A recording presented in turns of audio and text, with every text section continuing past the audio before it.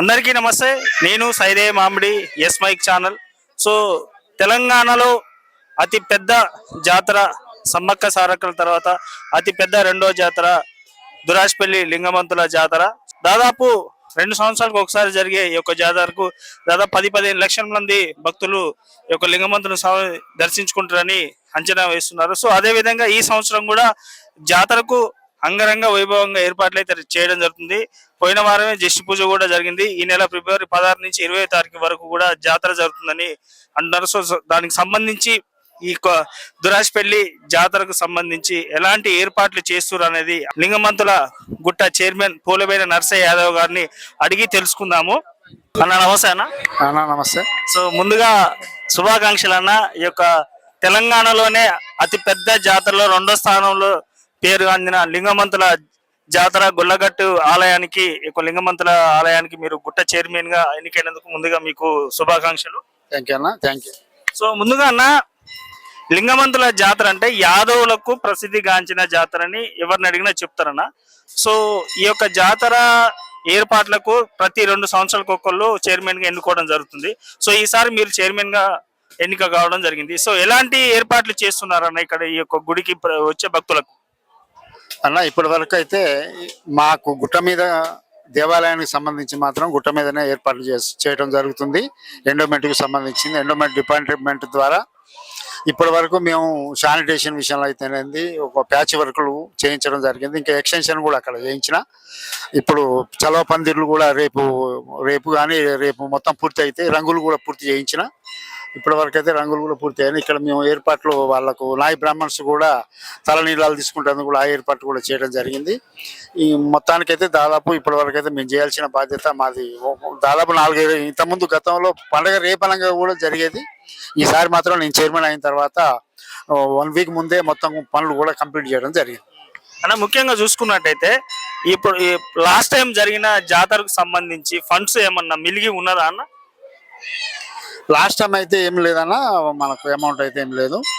ఇప్పుడు మనకు మొన్న 52 లక్షల రూపాయలు ఈ వేలం ద్వారా గుట్ట మీద వేలం కొబ్బరికాయలు అయితే తలనీళ్ళాలు ఇట్లా పులిహోర స్వీటు దాంతో మాత్రము రావడం జరిగింది.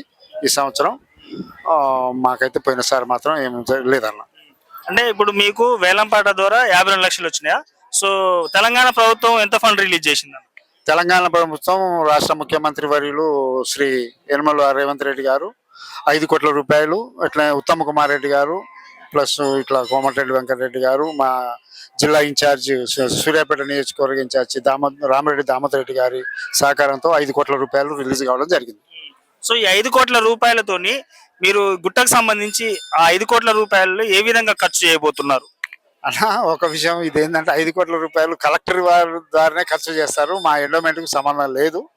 వారు ఏమైనా జాతర నిర్వహణ కోసం మాత్రం ముఖ్యమంత్రి గారు ఈ ఏర్పాట్లు ఇచ్చారు. మేము ఈసారి ఏంటంటే పైన శాశ్వతమైన ఒక పెద్ద షెడ్డు నిర్మాణం చేయాలని చెప్పి 150 పొడుగు వెడల్పు ఒక 75-80 వెడల్పులో ఉన్నది శాశ్వతమైన నిర్మాణం చేయాలనే దాని మీద మేము ముఖ్యమంత్రి గారికి విజ్ఞప్తి చేసినాం, జిల్లా మంత్రి గారికి విజ్ఞప్తి చేసినాం. రామిరెడ్డి దామోదర్ రెడ్డి మా జిల్లా మాజీ మంత్రివర్యులు వారి ద్వారా రిప్రజెంటేషన్ చేయడం జరిగిందన్న. సో మరి ముఖ్యంగా చూసుకున్నట్లయితే ఈ గొల్లగట్టు లింగమంతుల జాతర అంటే ఫస్ట్ యాదవుల జాతర అనే అంటారు ముఖ్యంగా. కాకపోతే మొన్న మీ మీద ఒక కాంట్రవర్సీ న్యూస్ అయితే నేను విన్నాను. సో పోలబైన నర్సయ్య యాదవ్ గారు ఓన్లీ కాంగ్రెస్ కి సంబంధించిన యాదవుల్నే జాతరకు జ్యేష్ఠ పూజకు పిలిచిర్రు, బీఆర్ఎస్ పార్టీ ఇతర పార్టీలకు సంబంధించిన యాదవుల్ని పిలవలేదు అనే ఒక వార్త విన్నాను. ఒకటన్నా, ఇది యాదవుల జాతర. ఇప్పుడు ఎవరు కూడా వాలంటరీగా వస్తారు. వాళ్ళ జ్యేష్ఠ పూజ రోజు ఎవరైనా ఎవరిని ఏ జాతర అప్పుడు ఏ చైర్మన్ కూడా ఎవరిని కూడా పిలవరు. వాలంటరీగా మా ప్రతి గ్రామం నుంచి దాదాపు 10 మంది 20 మంది 10 నుంచి 20 మంది ట్రాక్టర్ల ద్వారా వస్తారు. వాళ్ళకి వాలంటీర్లుగా వస్తారు. మేము ఏంటంటే వాట్సాప్ గ్రూపుల ద్వారానే సమాచారం ఇచ్చిన ప్రతి ఈ పార్టీ ఆ పార్టీ అనే సంబంధం లేదు. ఇది పార్టీలకు అతీతంగా జరిగే జాతర, పార్టీలతో జరిగే జాతర మాత్రం కాదు. అది మాత్రం ఎప్పుడు కూడా అది తప్పుడు ఆలోచన. ఓన్లీ యాదవులతో కాదు, అన్ని కులాల వాళ్ళు అన్ని మతాల వాళ్ళు కూడా ఈ దిష్టి పూజకు వస్తారు.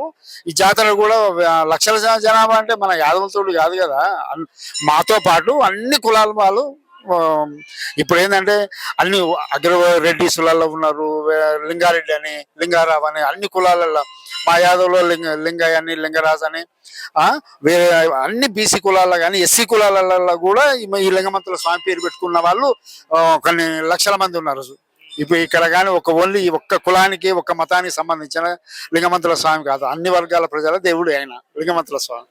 సో ఇంకోటన్నా మీ మీద ప్రధానంగా వస్తున్న ఆరోపణ ఏంటంటే నర్సయ్య యాదవ్ గారు గుడి చైర్మన్ అయిన తర్వాత రామరెడ్డి దామోదర్ రెడ్డి గారికి ధన్యవాదాలు తెలిపారు, వేణారెడ్డి గారికి ధన్యవాదాలు తెలిపారు, అండ్ ఇంకా వేరే పెద్ద నాయకులకు తెలిపారు. కానీ స్థానికంగా ఉన్న క్యాబినెట్ ర్యాంకు ఉన్న టూరిజం చైర్మన్ పటేల్ రమేష్ రెడ్డి గారికి ధన్యవాదాలు తెలపలేదు ఎందుకు అని క్వశ్చనార్థకంగా సూర్యాపేటలో చర్చ ఇప్పుడు అందరు కూడా మా పార్టీ వాళ్ళే, అందరు పార్టీలకు అయితే అతీతం కాదు, అందరం కూడా పార్టీ ఒకటే, అందరం కూడా మేమంతా ఒకటే ఒకటే ఒక జెండా కిందనే పనిచేస్తున్నాం.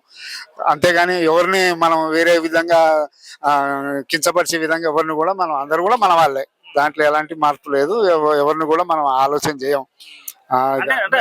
చర్చ ఏం జరుగుతుందంటే వేణారెడ్డి గారికి అండ్ ఇంకే మన దామోదర్ రెడ్డి గారికి వెళ్ళి పుష్పగుచ్చాలు ఇచ్చి ధన్యవాదాలు తెలిపారు. కానీ పటేల్ రమేష్ రెడ్డి గారికి వెళ్ళలేదు చైర్మన్ పోలేబోయిన నర్సయ్య యాదవ్ గారు ఎందుకు? ఒకటన్నా మీకు అన్ని విషయాలు తెలుసు, ఎందుకంటే ఇప్పుడు ఎవరైనా రమేష్ రెడ్డి గారైనా దామోదర్ రెడ్డి గారు అంటే ఈ నియోజకవర్గ ఇన్ఛార్జి, మాజీ మంత్రులు, 5 సార్లు ఎమ్మెల్యే పెద్దలు, ఇప్పుడు ఇన్ఛార్జీలకే ఉండదు కదా బాధ్యత ఎక్కువ, ఇప్పుడు పదవి కూడా వారు చెప్పినట్లే వస్తుంది కదా ఎవరికి వచ్చినా. సరే వాళ్ళకు ప్రియారిటీ ఇవ్వాల్సిన బాధ్యత మా మీద ఉంటుంది. ఆయన మా నాయకుడు దామోదర్ రెడ్డి గారు. సెకండ్ పటేల్ రమేష్ రెడ్డి గారు కూడా మనకు అంత కావాల్సిన వాడే, ఎవరు కూడా మనం ఎవరిని కూడా మనం తప్పుగా మాట్లాడే ఆలోచన ఎవరికి లేదు, అంతవరకు అయితే ఓకే. అంటే అన్న లాస్ట్ అండ్ ఫైనల్ గా ఇంకొక క్వశ్చన్ ఏంటంటే కాంగ్రెస్ పార్టీలో మొదటి నుంచి జెండా పట్టుకుని ఉన్న చాలా మంది యాదవులు ఉన్నారు, కానీ నర్సయ్య గారికి ఎట్లా వచ్చింది చైర్మన్ పదవి అని అంటున్నారు? ఒకటన్నా ఇప్పుడు ఒక నర్సయ్య గారు కూడా గతంలో నేను ఎన్ఎస్యులో పనిచేసిన, కాంగ్రెస్ పార్టీలో పనిచేసిన, స్టూడెంట్ ఆర్గనైజేషన్లలో ఎన్ఎస్సీలో పనిచేసిన, అప్పుడు కూడా మేము ఉంటుంది. కొన్ని కారణాల వల్ల నేను తెలుగుదేశంలో పోవడం జరిగింది. తెలుగుదేశం పోయినప్పుడు నేను 3 సార్లు తెలుగుదేశం పార్టీ నుంచి పోటీ చేయడం జరిగింది కౌన్సిలర్గా సూర్యాపేటలో. 3 సార్లు పోటీ చేస్తే 2 సార్లు గెలిచిన, ఒకసారి ఓడిపోయినా. జిల్లా sheep breeders cooperative union Nalgonda, ఉమ్మడి నల్గొండ జిల్లా షీప్ బ్రీడర్స్ అంటే గొర్రెల పెంపకందారుల సహకార యూనియన్ చైర్మన్గా నేను తెలుగుదేశం నుంచే కావడం జరిగింది.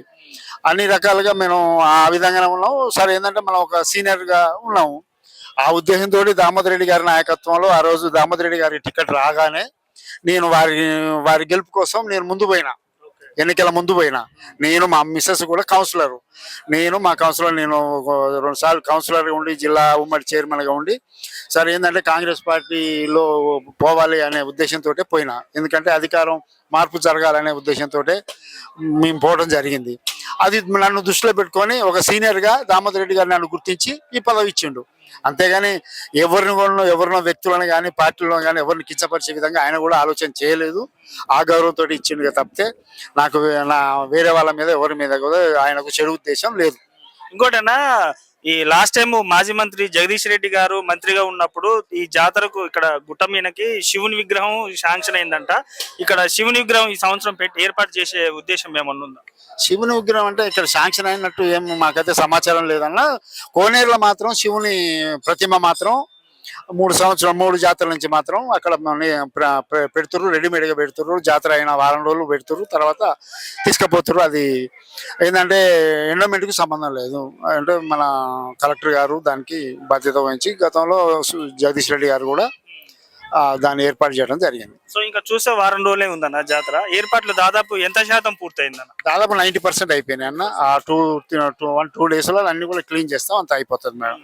ఈసారి భక్తులకు ఎలాంటి ఇబ్బందులు కలగకుండా అన్ని ఏర్పాట్లు అన్ని సౌకర్యాలు కల్పించినట్టేనా? మంచినీటి వసతికి ఎలాంటి ఇబ్బంది లేదు. ఎన్ని లక్షల మంది వచ్చినా మంచినీటి వసతికి ఏర్పాటు చేయడం జరిగింది. జిల్లా కలెక్టర్ గారు, జిల్లా అధికారులు అందరూ కూడా చిత్తశుద్ధితోటి మన మీటింగ్ కూడా పెట్టారు. కలెక్టర్ గారు చాలా హ్యాపీగా ఆయన కూడా అందరిని కూడా ఎప్పటికప్పుడు పర్యవేక్షణ చేస్తున్నారు. మాతో కూడా కలెక్టర్ గారు మాట్లాడుతారు. జిల్లా మంత్రి గారు ఉత్తమ్ కుమార్ రెడ్డి గారు కూడా మాతో డిస్కస్ చేసి కలెక్టర్ గారికి ఎప్పటికప్పుడు మ్యానిఫెక్ట్ చేస్తుండ్రు. లోకల్ గా దామోదర్ రెడ్డి గారు కూడా అందరితోటి చెప్పడం జరిగింది. కలెక్టర్ గారితో కూడా మా ముందే మాట్లాడాను. అదంతా ఆ ప్రాసెస్ అంతా భక్తులకు ఎన్ని లక్షల మంది వచ్చినా భక్తులకు ఎలాంటి అసౌకర్యం జరగకుండా ఏర్పాట్లు చేస్తున్నాం. ఓకే అన్న, ఈ యొక్క జాతరకు మన ప్రస్తుతం తెలంగాణ ముఖ్యమంత్రి రేవంత్ రెడ్డి గారు వచ్చే అవకాశం ఏమన్నా ఉంది? రమ్మనే ఆహ్వానించిన మంత్రి గారి ద్వారా ఉత్తమ్ కుమార్ రెడ్డి గారి ద్వారా. సరే, అది వాళ్ళ వీళ్ళని బట్టి వస్తేనే మాకు కూడా మా జాతరకు కూడా మన పెద్దగడ్డ జాతరకు కూడా చాలా ఇంపార్టెంట్ ఉంటుంది. ఖచ్చితంగా రావాలని మేము కోరుకుంటున్నాం. ఖచ్చితంగా రావాలని. ఓకే అన్న, థ్యాంక్ యూ. మీ యొక్క పదవిని మంచిగా నిర్వర్తించాలి. వచ్చే భక్తులకు 100% పిల్లలు, వృద్ధులకు అందరికీ కూడా అన్ని సౌకర్యాలు కల్పించి జాతరని ఎలాంటి ఇబ్బంది లేకుండా జరిపించాలని నా యొక్క కోరిక అన్న. Thank you. మళ్ళీ ఒకసారి నీకు శుభాకాంక్షలు అన్న. Thank you.